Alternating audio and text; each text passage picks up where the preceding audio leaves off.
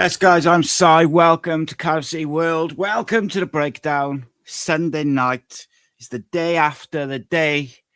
It's time to discuss it all. It's time to break it all down. And it's, of course, time to look forward to a very important week for Cardiff City as they prepare for the two huge games. And then that is obviously followed by a festive period, which could be or could have a massive influence on Cardiff City season going forward, because ultimately I don't think it's sort of getting ahead of yourself to say if Cardiff have a really good Christmas period and win their home games, pick up some points on the road, they could open up a bit of a gap. You look at I think is it 6 points? I forget now off the top of my head. Between us and Lincoln, if we're able to beat them next weekend, that makes that 9. We still got a game in hand on them. And then suddenly you start feeling like you can open up that bit of a gap, which is encouraging. But let's talk about yesterday first and foremost, because look, it was a game and a half, and I guess if you were neutral, it was probably a phenomenal game. I actually spoke to one of my mates who's a journalist covering the game, and he absolutely loved it. I left there feeling emotionally broken. I think just up and down. There was a lot of good, and obviously you finish on such a high point.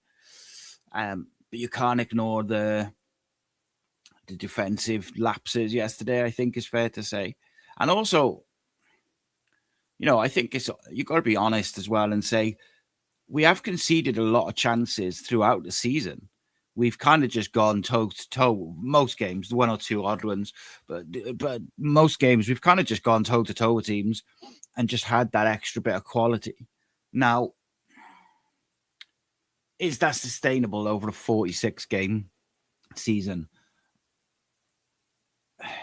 It probably is in some ways, because I think we've got a very deep squad. We've got a young squad who got legs, and we've got the quality in the right areas. But like when you look at the start of the season, the first sort of 10 games, we barely conceded a goal.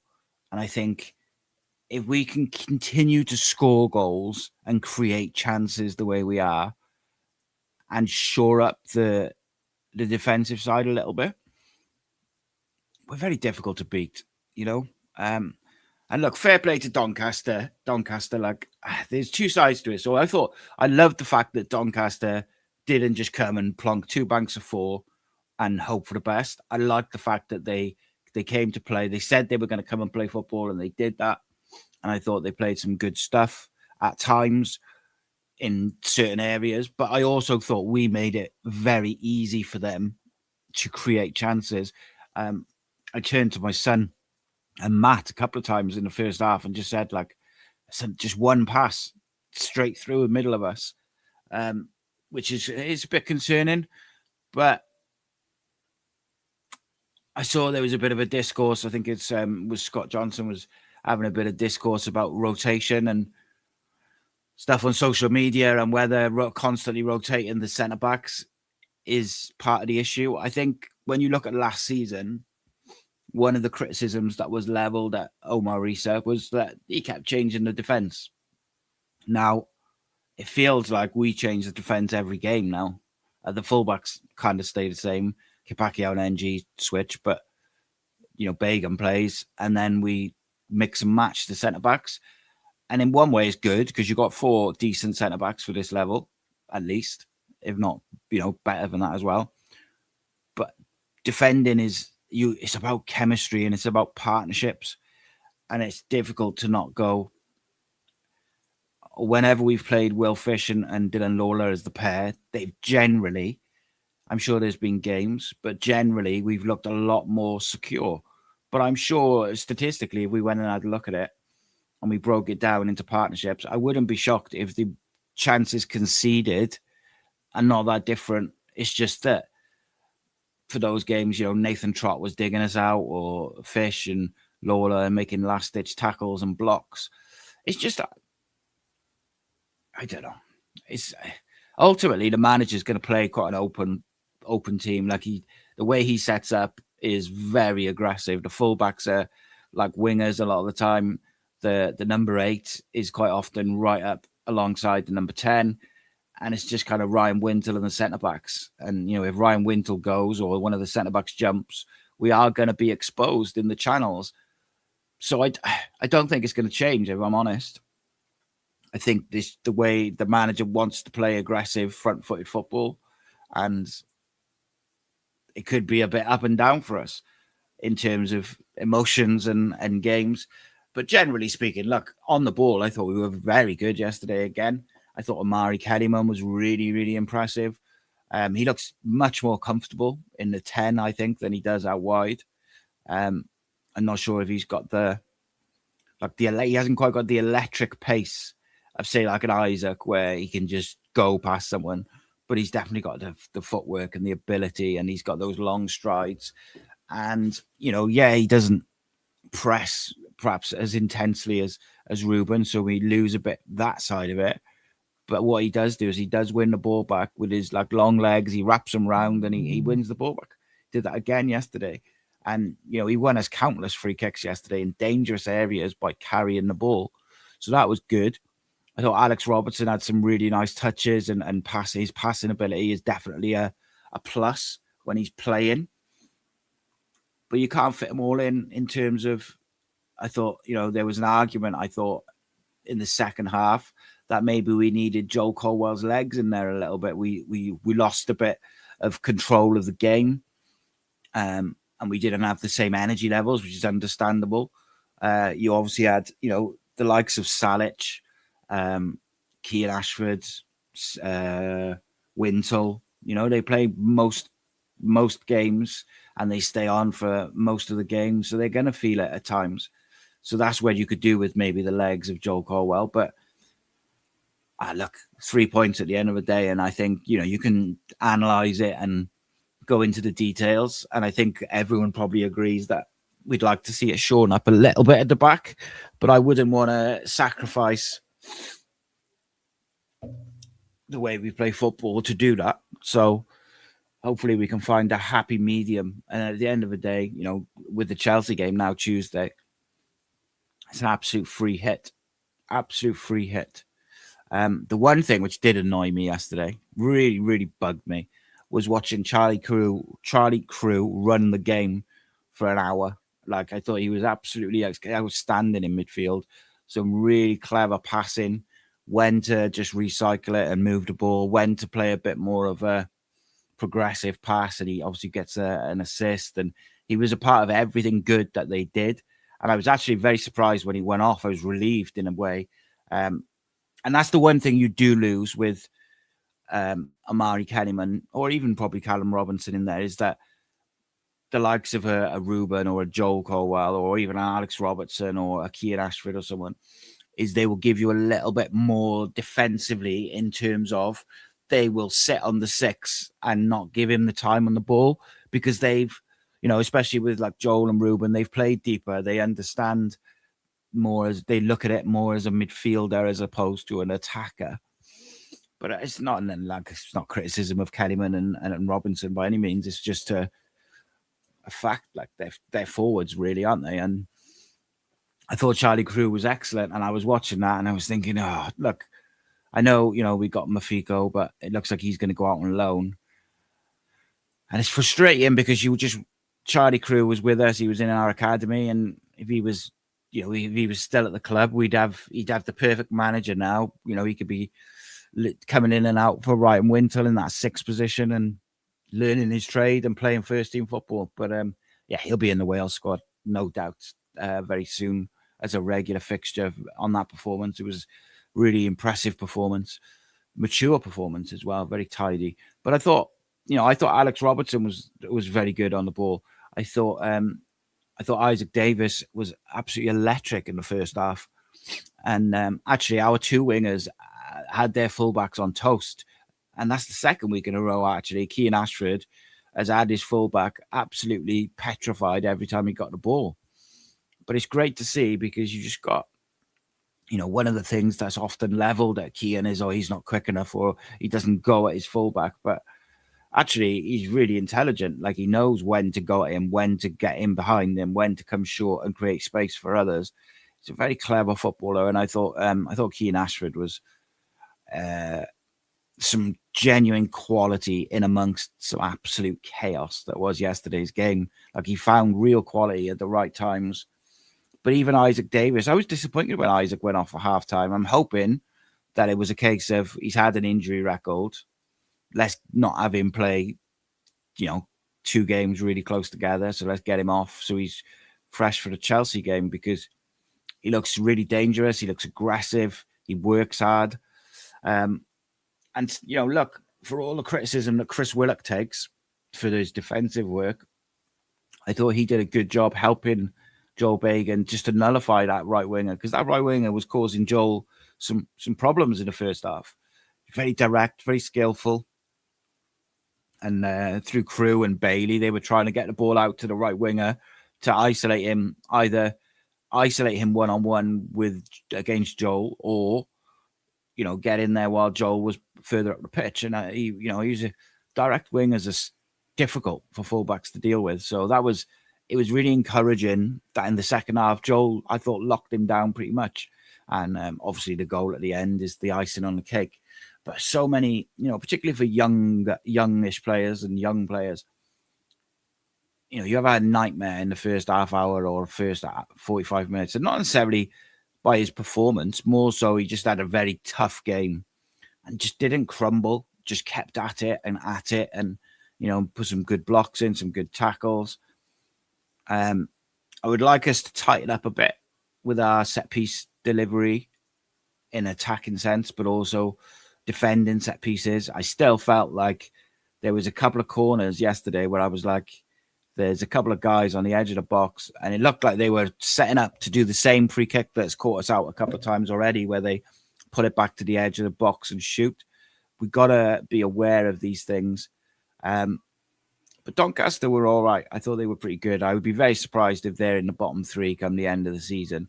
Thought they were way better than some of the other teams that we've played this year. They need a goal scorer. You can see that. They need a keeper, mind, as well. And actually, in my preview videos, the 3 which we do, obviously we do the general preview, we do the managers' sort of philosophies versus each other, and then we do the 3 big questions then on match day.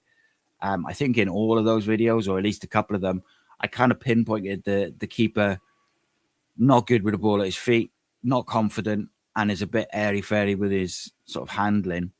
And I thought that came to fruition. Like, I really thought he was a weak point in their team.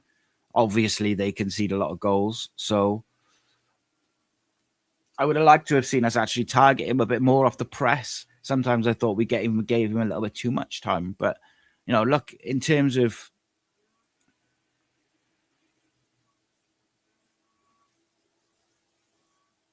it's one of them, innit? Like, you just got to find a way to win. Ultimately, in the league, it's just find a way to win.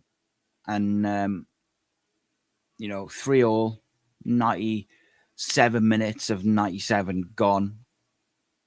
Injury time's up. We so easily to kind of, it's not going to happen today. But they just kept going. And again, I mentioned Keane Ashford again. He cuts inside, is on his weaker foot. The safer option is to give it to someone else who can perhaps shoot on their right foot or try and play like a little ball, but he's brave and he takes that shot on in probably one of the last kicks of the game, takes that shot on with his weaker foot. Keeper makes a decent enough save, but he works the keeper is the important thing as well, of course. He hit the target, and then Joel Bagan is brave and aggressive, and it's a difficult finish. Like, I know it looks like a tap-in. It's not. Like, it's such a narrow angle. The keeper and the defender are throwing themselves at it. He's got such a small area to aim for. And, left back being so consistent all season, I was thrilled for him. Absolutely thrilled. And I was trying to find a clear picture of Joel Bagan and Keane Ashford for the thumbnail. Just couldn't find a really clear one of the two of them celebrating. But, look. Who doesn't love a fucking last-minute winner? Or not even a last-minute winner, a 99th minute winner. beautiful. And I think it's a weird one, right? Because individually, when I look at the side yesterday, I didn't think many people had like a terrible game, but defensively we did look susceptible. I thought Will Fish looked off colour, and he got absolutely smashed to pieces on against Stevenage. He took 3 really big hits, a couple to the head and one in the advertising hoardings. I was surprised to see him in the starting lineup, which I guess is a testament to him and his want to play, his mentality in that. But he did look a bit off colour. So in hindsight, could we have gone with Chambers and Dylan Lawler? But then, I didn't think Callum Chambers was as good as he's been recently. He looked a little bit more shaky, misjudged a couple of balls, but then he also did some good stuff as well. Like, there was no one in our team which I was like, oh, they were terrible. Even I saw a lot of people sort of saying Kapakia was terrible. It was just a difficult defensive game. Maybe got caught on the ball a couple of times, but equally, he hasn't really played that much because of the form of Perry NG of recent weeks. So maybe he's just a bit rusty in that. But look, I look at that Chelsea game and I'm kind of, I don't know how to say this without sounding ridiculous, because we can see chances like we did, or we have done this season against a team like Chelsea. It could end up being a cricket score. We know the quality they've got. They've got like 3 teams worth of players who absolutely walk into our team. We know this. But at the Cardiff City Stadium, in front of a full house, all the pressure's on them. And you'd imagine they ain't going to come and place, chuck 2 banks of 4 and sit in, are they?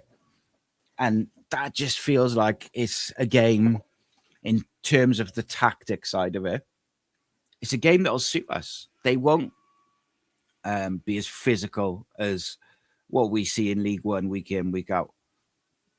So if we can press like we have recently at our best and be really well drilled with it, got to know when to sit in so you don't get cut open by one pass through the midfield. The manager, I think, is going to have to get the personnel right. And I'm sure there's a temptation to go with a Turnbull Wintle midfield, because Turnbull will sit in and he'll look after the ball. But for me, I think it's a game where you've got to make a choice of, do you go with the technical ability of Alex Robertson, or do you go with the legs and the aggression and the ball carrying of Joel Colwell? That would be my personal choice. I would go with the pace of Isaac Davis.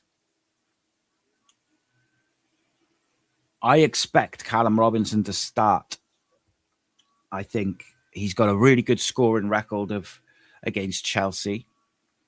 Obviously scored against Stevenage the other day. Looked pretty sharp yesterday, but only got, I think, 10 minutes at the end, which was strange. So I wonder whether they had one eye on the Chelsea game for him. And then it becomes you're going to drop Salic for the big Chelsea game? That doesn't seem likely. But maybe you go with Robinson up front and Salic as a rest. Don't know about that. But I think Kellyman's actually, so Kellyman's ineligible. So I guess it's a straight shootout, isn't it? In terms of the number 10 position. Are you going to go with Callum Robinson, who's got a very good record against Chelsea? Or do you put Joel Colwell in there, who will press and harry and do the defensive side of it to give you an extra body in midfield? Guess that'll be up to the manager. And then, like Turnbull or Robertson alongside. I'd be shocked if Wintle doesn't play. Defensively, I think Perry NG will play because Kipakio's banned. Centre backs, I personally would go Fish. I would go with Fish, Lawler, NG, and Bagan. I think that's probably our best defence at the moment. Be very happy with that, and hopefully Trot as a absolute blinder of a game, and we can take our chances when we do get them. We will have chances. Chelsea, absolute basket case of a club, and we will have chances. It's just whether we have those chances when we're 3 down. I have a feeling that it's a game that will quite suit us. But we've got to tighten up defensively if we're going to beat a team of Chelsea's stature and Chelsea's ability. I don't expect Chelsea to play like the 11 that played yesterday, but I don't think they'll rotate the kids either. They'll play a mix. I would expect like Garnacho to play and a few others. Will they play Cole Palmer? 2 games in the space of a few days, straight back from injury? Possibly not. But they've got plenty of players. They got that young, I forgot his name, Esteval, is it? The youngster. Very, very good player. Very, very quick.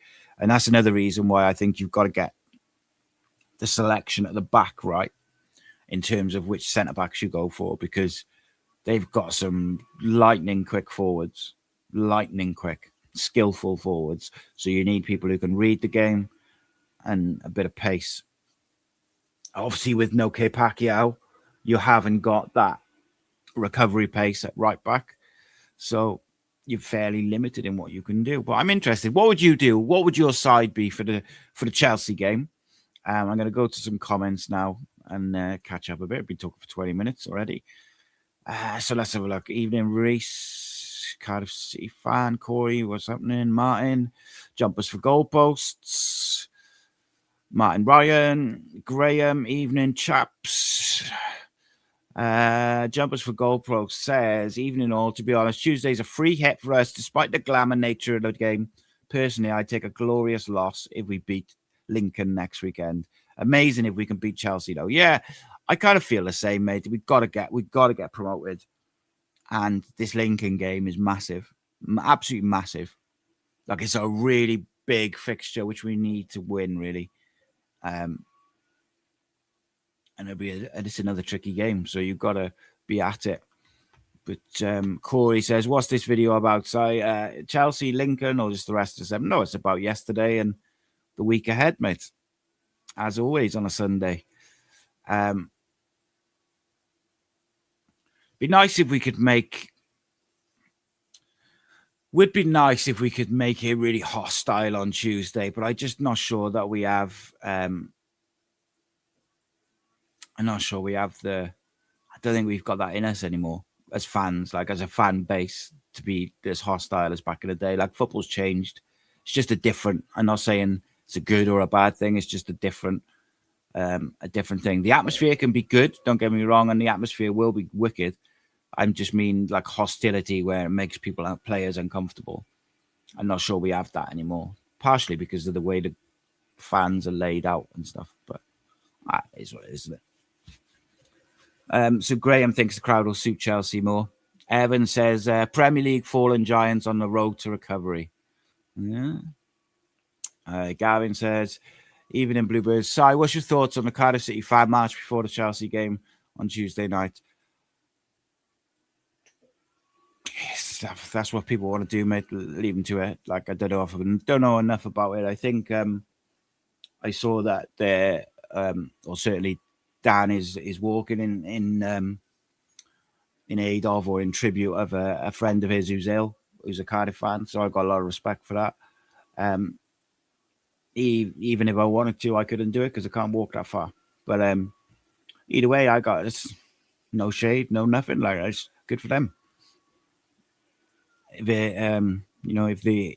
it's for a good cause and it makes the atmosphere in the ground better, then great. Anything I'm at the end of the day, mate, right? This is the way I look at it, is anything which is positive for Cardiff City fans is a positive for me. And that's all I would say. As long as it's positive, then good.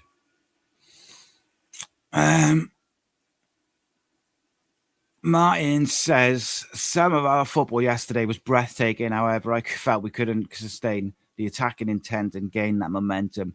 Yeah, but the thing is, right, I agree with you, mate. It was some of the football we played was unreal. But I do think we were able to keep it up. Like, you're always going to have portions of the game where you're going to just keep the ball and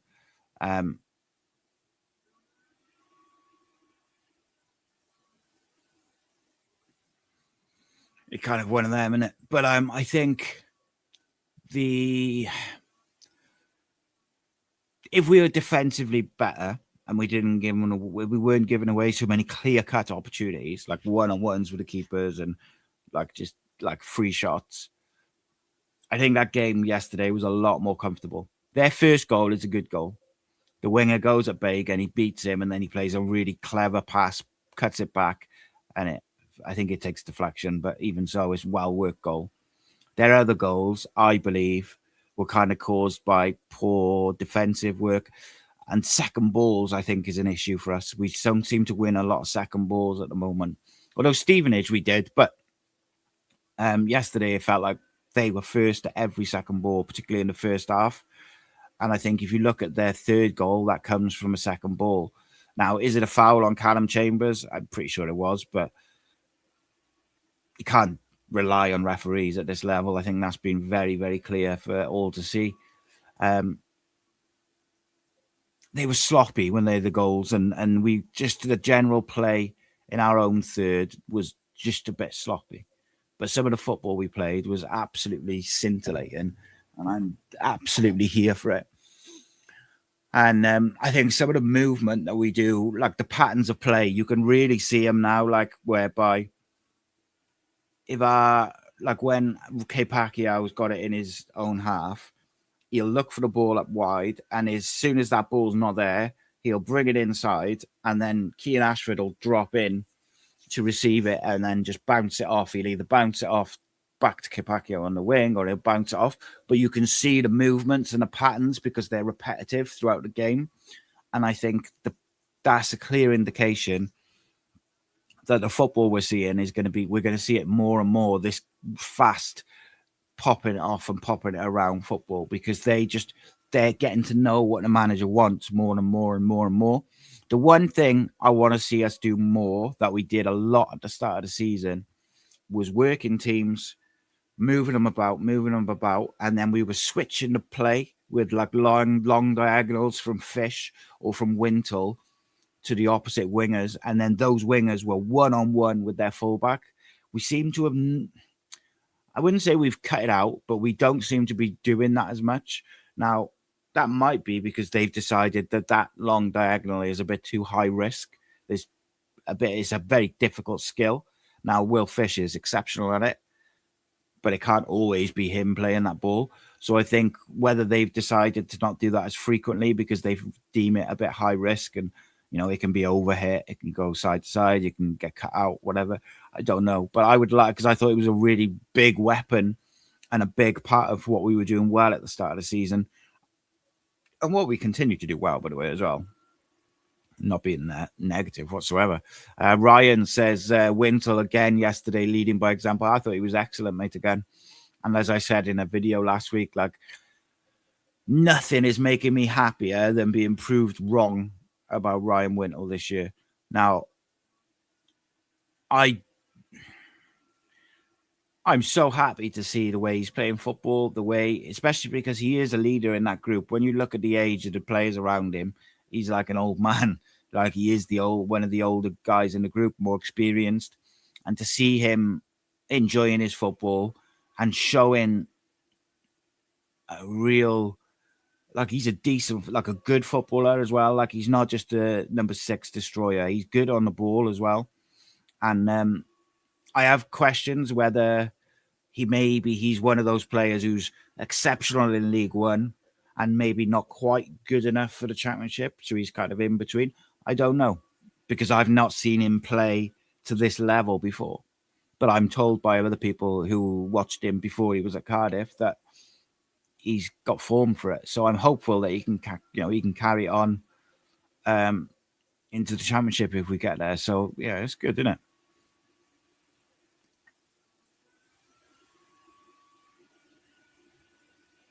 But we shall see.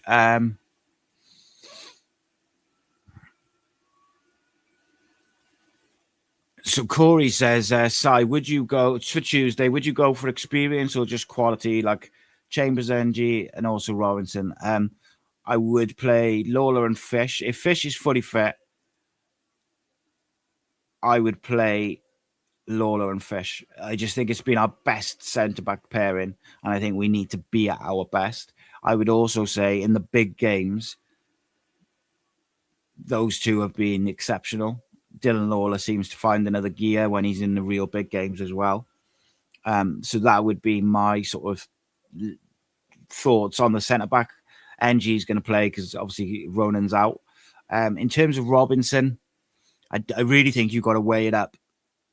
And it's a tricky one. Robinson's got a really good scoring record against Chelsea, and I think that counts for something.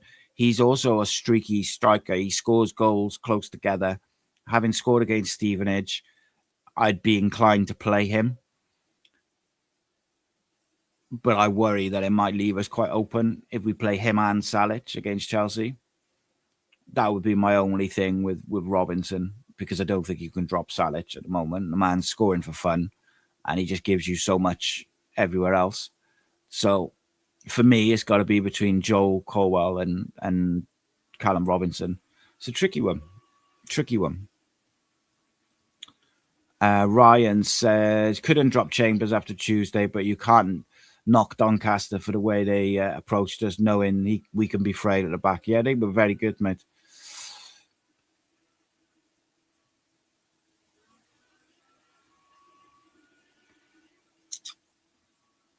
Yeah, I don't disagree with that, Martin. Martin says that Turnbull lost his man for the third goal. He switches off far too often. I think maybe a bit harsh in terms of, like, he had just come on, hadn't he? And maybe he was just getting to grips with it. But you are right, he did lose his man. But I also thought it was a foul, if I'm being fair. And Corey says, for me, Robertson and Wintle are the midfield option again Tuesday.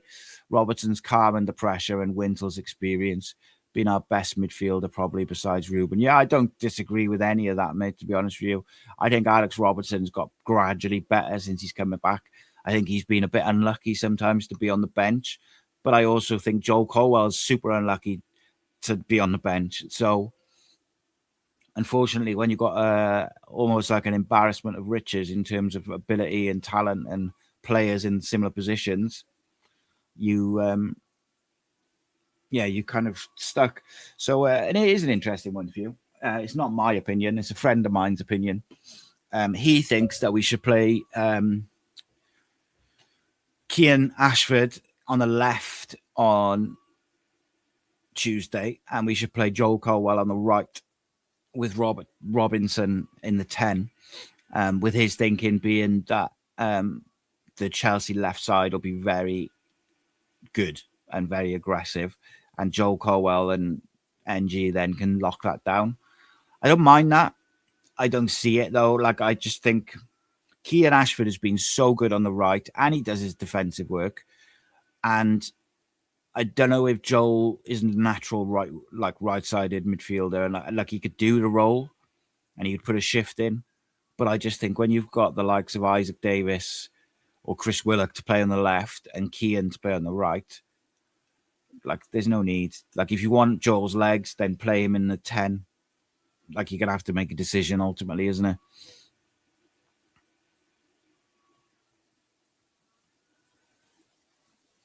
Jonathan says the Doncaster winger was good, but their keeper's as bad as Hovarth. Oh, man, I thought he was worse than Hovarth. So, Martin, on that, like, someone will have to check this. That Molyneux obviously played most of his football in League Two. Was he on the list of League Two players that I did a video on in the summer, or like last summer, or last season? I wonder if he was. The name rings a bell, but I'm not sure. Maybe he was on the short list or something. I don't know. Yeah, I tend to agree with that, Gavin. Gavin says he thinks that Willock will start Tuesday due to his defensive play while on the wing. See, this is fascinating to me, right? Because if you ask me who gives you more defensively, generally speaking, out of Isaac and Chris Willock, I would probably say Isaac will work harder to get up and down. However, if you look at the stats, defensively, Chris Willock is pretty good. And I think he's been generally really good defensively this year. I also thought he looked really dangerous again last night when he came on. Now, Isaac's a striker, remember, who's playing on the wing as well. I guess ultimately it'll come back to, do we want pace to try and get him on the break? If we want pace to try and get him on the break, then Isaac's got to start. If we're going to look to unlock them with patterns of play and movement, then maybe you go with Willock.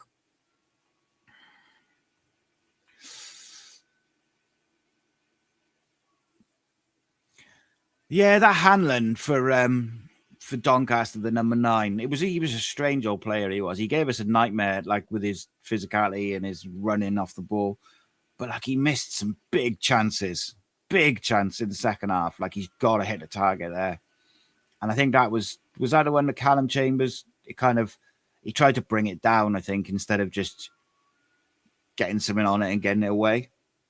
And he kind of broke through. But he's got it. Like, to not hit the target is scandalous in that sort of opportunity. JT says BBM be rubbing Enzo's bald head when we go 3-0 up. Wait till you see my predicted score, mate, and my preview. I fancy Cardiff, I do. I just got this, what's the word?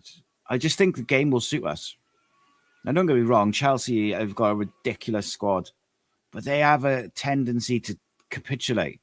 And I do think if we could get an early goal and put them under a bit of pressure, you don't know how they're going to react. Maresca himself has got a bit of a strop in him and can go to pieces. Do you see what he did was it the United game when the keeper got sent off? And he brought off Cole Palmer and made 3 subs because they had their keeper sent off. And they never were able to recover. But yeah, I agree with that, Ryan. So Ryan says every team in the league sees us as a scalp at the CCS. They all play with freedom. We make mistakes at the back, so they'll have a go. It's just part and parcel of League One. Yeah, I just think, do you know, right?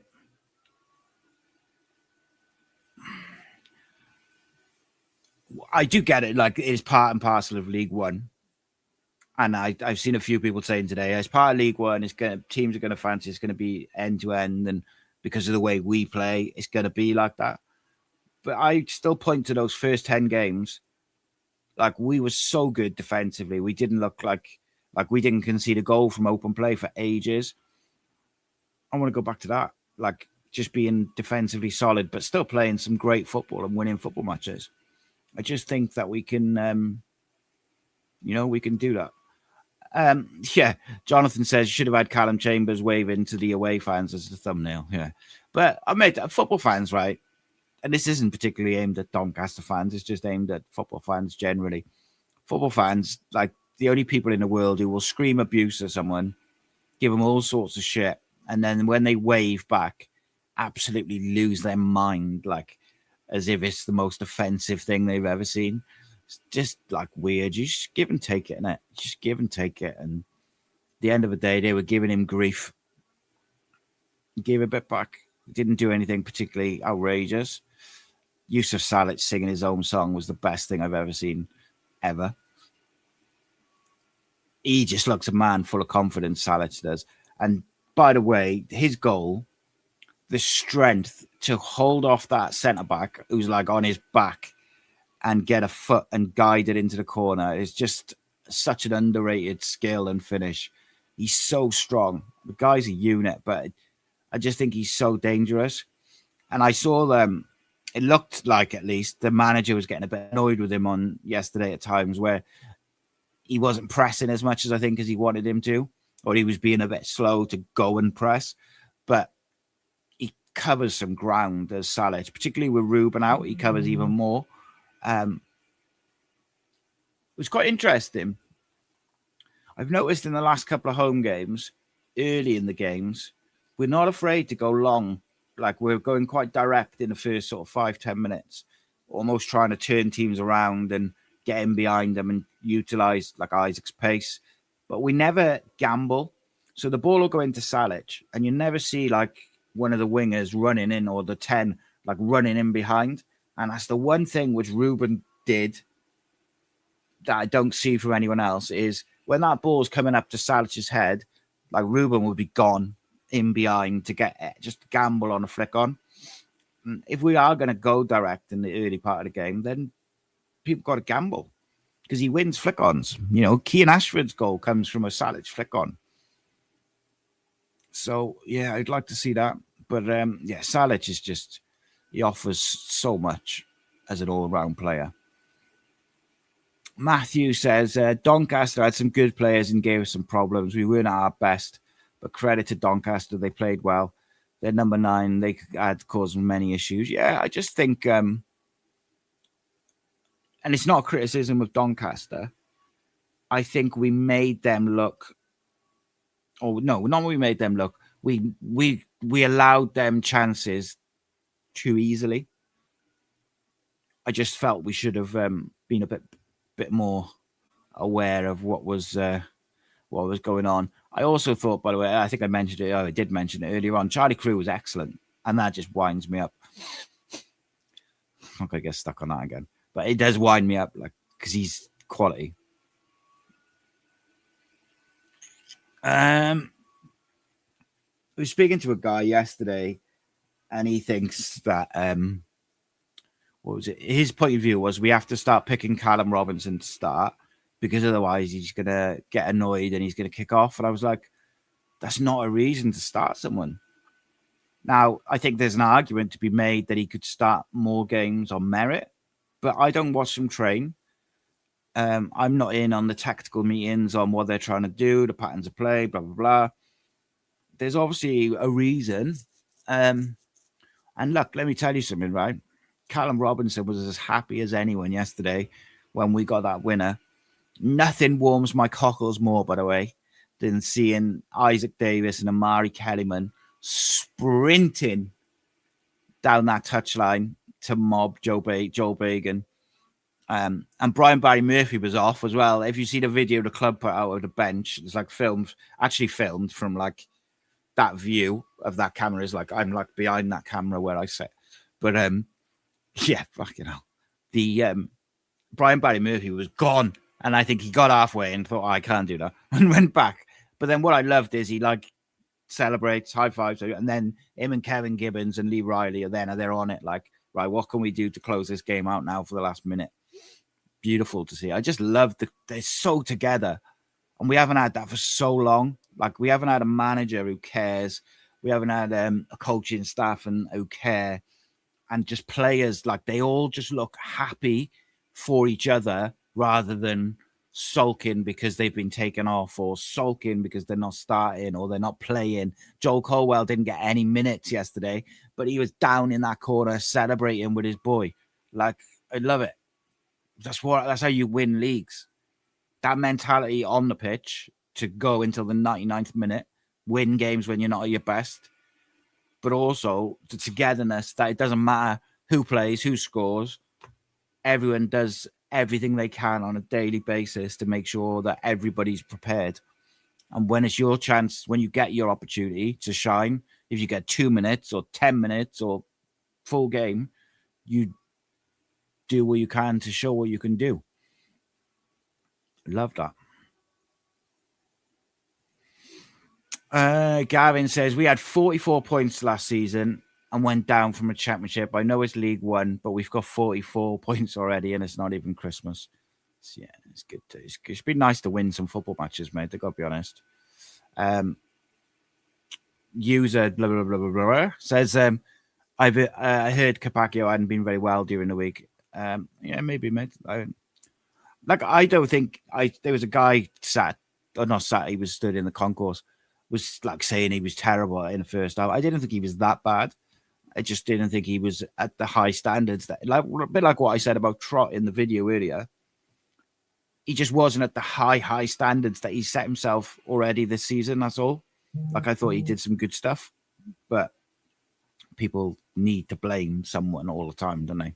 Someone, like, it can't just be like someone's having a tough game against a tough opponent. They've got to be shit. Like, I don't understand that, but, you know, is what it is, isn't it, I suppose? Joshua says Joel Colwell will 100% start in a 10. Interesting. I think Joel starts. Whether he starts in the 8 or the 10 is probably the decision, isn't it?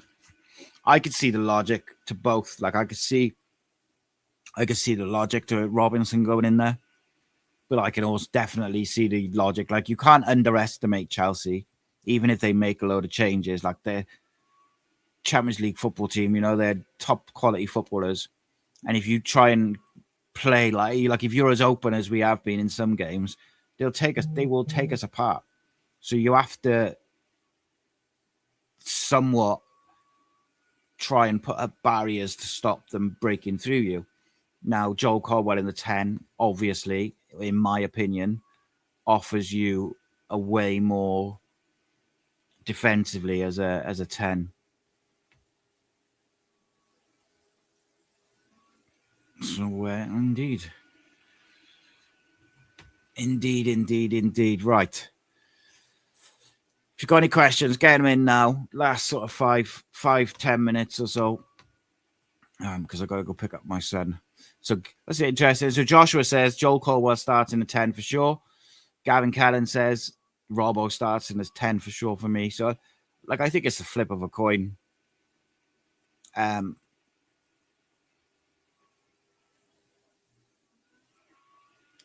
Yeah, like Johnny says there, Fish and Capaccio were feeling it. Capaccio illness and Fish had ice all over him at halftime. Honestly, mate, I was shocked that Will Fish started yesterday. I really was. Matthew says, I wonder if Chelsea players will throw their toys out the pram after Maresca's comments yesterday. Hope so, mate. I hope they self-implode. Martin says, Wintle, Robertson, and Colwell for me. That's what I'm leaning towards. But I'm looking at it and I'm like, how can you find a place for Callum without dropping Salic? Jonathan says Wintle and Joel, I think, is the set of midfield pairing. Joel's movements will be needed. Ryan says Perry NG marking that Estevelle guy who will be rolling all over the gaff. Yeah, I think Perry might have to have his best shithousery on him on Tuesday. Because I do agree with that. JT says Chelsea are mentally weak and they'll crumble. I wouldn't be shocked. I would not be shocked at all. But hopefully they'll just, get someone sent off early doors and we can just beat them 3-0 and be done with it. But they got some players like, Enzo Fernandez, Carl Palmer. Cole Palmer are just very, very, very good footballers. And Garnacho on his day, he's a very, very good footballer. But you see the 2 chances he missed this weekend and you're thinking, Jesus Christ, I hope he plays. Could hit a barn door. But he's the sort of player who can have a good day when he's feeling confident and take you apart. So, yeah, I said that. Jamie says Trott got beaten by 1 decent goal. The others I could have saved. Wasn't his best day between his sticks. I said I felt like he was a bit off, and then I wondered if I'd been a bit harsh. But there was one in that chance where Chambers tries to bring it down, and then the Hanlon gets 1-on-1 with the keeper.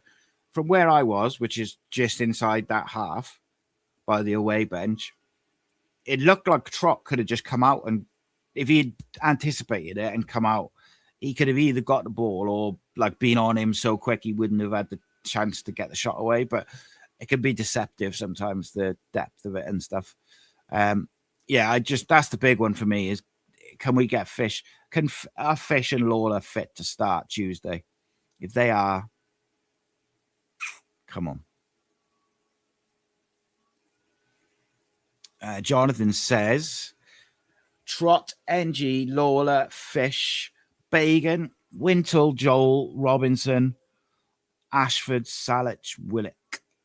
Not bad. Lewis says Trott, NG, Lawler, Fish, Bagan. So people seem to be agreeing with the back four. Wintle, Robertson, Robinson, Davis, Salic, and Ashford. Don't mind that. Martin says, throw Chelsea a curveball, 3 at the back. Lawless, Chambers, and NG. 2 up top. Yeah, stranger things have happened. I'm not sure I'd drop Fish, though, if he's fit. But I don't hate 3 at the back, but you know me, I like a 3 at the back.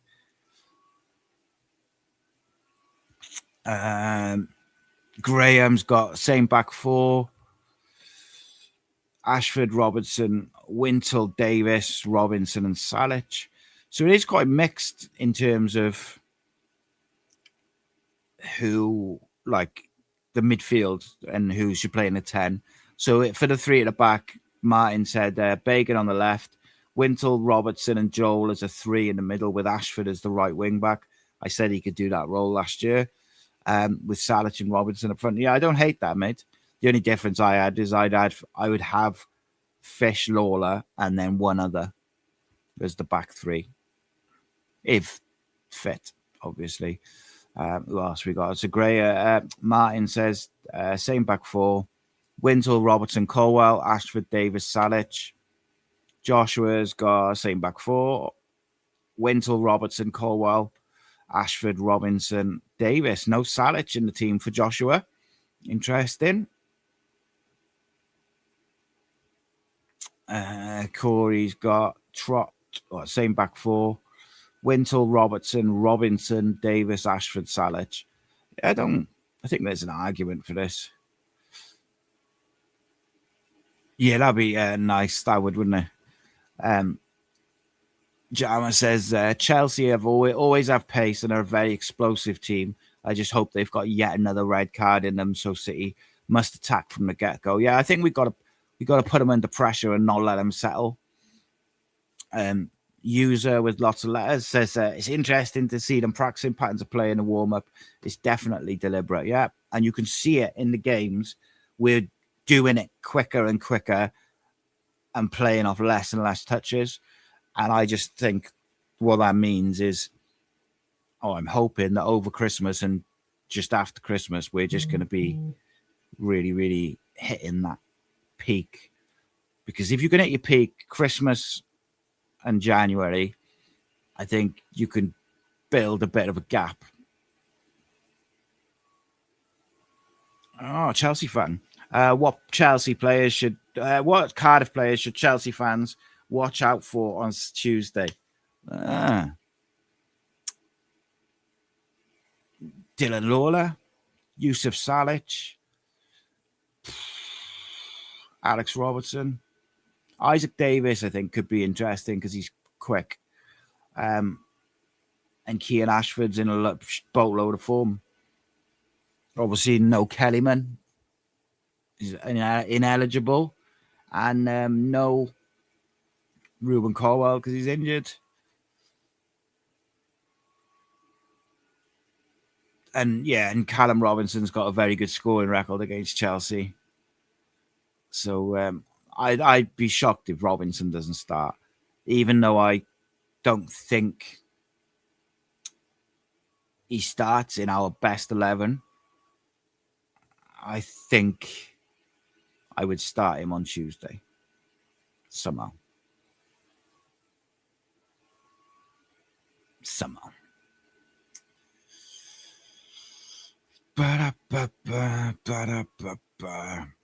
Couple of Chelsea fans in the group in the chat. Yeah, look, I'd be interested in what you guys, Chelsea lads, think about like how many changes you lot will make on Tuesday. Because obviously, if you go in at like your best 11, you'd expect it to be comfortable, 2 divisions above us, international Champions League footballers at the end of the day. I tend to agree with that, Geraint. I think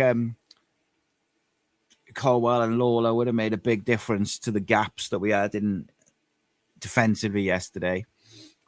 But I thought we looked better when Perry NG and Dylan came on, even though we still weren't winning second balls. Yeah, someone needs to find me a video of Salic singing his own song. I want it.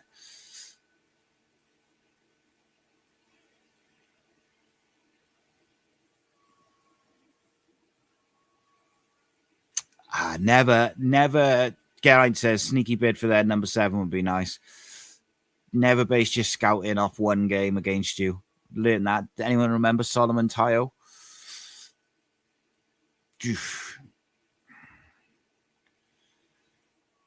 So Jake says Chelsea will play a full team.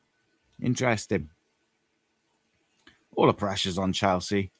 At the end of the day, like, they should be winning, shouldn't they? So it's Jake also says Enzo might be rested. So yeah, that Esteval, did he play in the weekend? I don't think he did. Yeah, Keir Ashford was outstanding again. Been saying it all along. Just people are so like, gotta have someone to blame. Like, gotta criticize someone. Yeah, Gav, you're not wrong there. Carl Palmer. Carlton. Gavin says, our younger players' price might go up even more on Tuesday when they have a good game against the Premier League side. A lot of eyes will be on this game. Yeah, maybe they'll keep him on the bench. Maybe they'll keep Dylan Lawler on the bench and try and hide him away from teams. But yeah, you are right, mate. No, Cole Palmer come back yesterday, scored a goal. It's going to be, it'd be a great atmosphere. Great atmosphere. And the thing for me is, right, is I don't think Brian Barry Murphy, as a manager, has got it in him to play like 4-5-1 and sit behind, try and frustrate Chelsea. I can see us just trying to go toe for toe for them, toe to toe with them, and it's probably a mistake, really. But look, who knows? You never know. It's a one-off game. There's no pressure on us. We're in good form. We're scoring goals. It's at home. The crowd's going to be bumping. Just have a go in it. Don't let them settle and see what's what.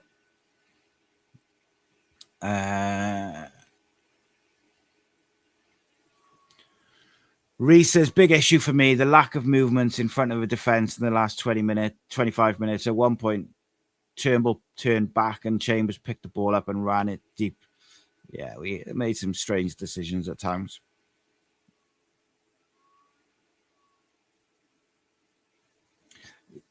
Yeah, Geraint, the Doncaster fan, Charles, which we had on earlier in the week, was saying about him. He's definitely a good player. But I just don't know, why would they sell? I suppose everyone's got a price, mate, haven't they? Can't see us. I don't think we'll have money to spend anyway, mate. We might sign some players on loan or freeze or whatever. But I don't think we'll be spending millions. But yeah, just looking at the stats yesterday, and Keir Ashford's stats are very, very good. 29 out of 36 accurate passes. 18 out of 23 passes in the opposition half. 1 out of 2 accurate long balls. Let's have a look at his key passes. Key passes, assist. Goal, obviously, as well. Yeah, he's just very good. Just very good and deserves more credit. It's defensive work as well. 5 ball recoveries he had. 4 out of 7 ground duels won. 1 out of 1 aerial duel. I can't bring myself to look at Charlie Crew's stats, so I'm going to have a look at Amari Kellyman's to finish off because I thought he was really good. I was interested in his what's his dribbling stats? 25 touches. Was fouled 7 times. Amari Kellyman was yesterday, and he's another one. Recovered the ball 3 times. Won 7 out of 10 ground duels yesterday. Amari Kellyman. 1 interception. Can't fault that from a number 10 and a young lad who's finding his way. 4 shots on 4 shots, 2 on target, 1 blocked, and 1 goal. Quality. Lastly, we'll have a look at Alex Robertson. Alex Robertson only went off because he went because he got booked, and he was just literally one tackle away from another yellow. I thought he was really, really good. 35 out of 39 accurate passes, 90%, 14 out of 18 in the opposition half, 21 out of 21 in his own half, 1 out of 1 accurate long ball. Just very, very good. Very, very good. And I think he's getting better with each game he plays. Just need to find the right combination and balance in that midfield now, because I think it was Corey said earlier that he feels that Robertson and Wintle's our best combination. I think I feel the same, but I'm not sure. Because I rate Joel Colwell big, so it's a strange one. JT says we need to be looking at much higher than players from Doncaster. BBM wants quality over quantity, and I wouldn't start him over Ashford, Willock, Tanner. Yeah, I don't think I would start him over Ashford, Willock, Isaac Davis. Obviously, you don't know how Ollie Tanner's going to be when he comes back. Obviously, last year he struggled a bit when he came back from injury, and it took him a bit of time, but he looked very sharp at the start of this season, so hopefully that's the case. So, tomorrow, Chelsea preview, lunchtime. I don't normally do the 3 videos for the midweek games because I don't have enough time to research them and do them and stuff. But my son hasn't got football tomorrow night, so I might do a preview and I might do a Maresca versus BBM video. Why the hell not? Don't get to play a Premier League team all the time, do we? So I might do that, and that'll be out on match day morning, probably. Cardiff City phone in tomorrow night, and of course the member show. And if you are a member on a Patreon, the Dave Jones interview went up this morning for you guys. We'll start dropping clips and stuff of that over the next couple of weeks, or the next week, and then they'll go out over Christmas. We've also got Sean Morrison and Graham Kavanagh evenings live events to go out as well over Christmas. So there's plenty of stuff to come in. And Rob and Aaron interviewed Bryn Law as well from Sky Sports. So we've got loads of stuff coming over the Christmas period in between all the match coverage and all that sort of stuff. So please do spread the word. I did try to set something up with Chelsea Fan TV ahead of the game to have a chat to them, but didn't get a response, unfortunately. But there we go. Such is life. I'm sure they get loads and loads of requests and stuff for that sort of stuff. They got like 500,000 subscribers, so it's a different world, innit? I understand. Not a problem. It'd be nice to just have a decent ref. I second that, Graham. I'm so fed up of these shitty refs. Like, I've had a guts full of it. I just would like to have a decent ref for a change. But anyway, I got to go pick my son up, so I apologize. I don't know why I'm apologizing. Got over an hour anyway. But as always, I appreciate you all. Thank you so much. Thank you so much to everyone who's tuned in over the last week. It's been cool. We're interacting with everybody. And, this train ain't stopping. Cardiff City all day, 7 days a week. And like I said, we'll have the preview. We'll have the Maresca v BBM. We'll have the Cardiff City phone in. We'll have the post-match reactions and all the rest of it. No stopping this train. And then we'll start building up to the Lincoln City game. And like I said, if you're a member, check out the Dave Jones interview. Let me know what you thought. And got a few more of them lined up for next year already, as well as some real special episodes of Inside the EFL as I go on little road trips to different football clubs.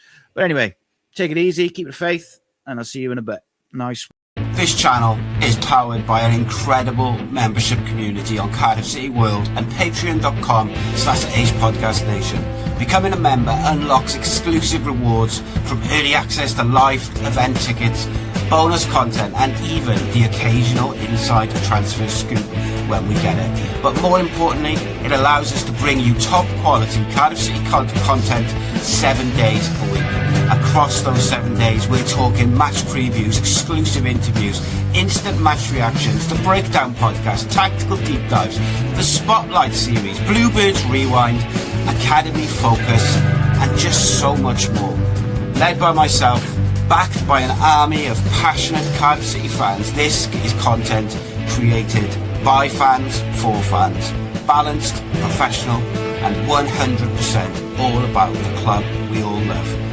If you enjoy what we do, then join the community today and support what we are doing as we help to keep Cardiff City World flying high.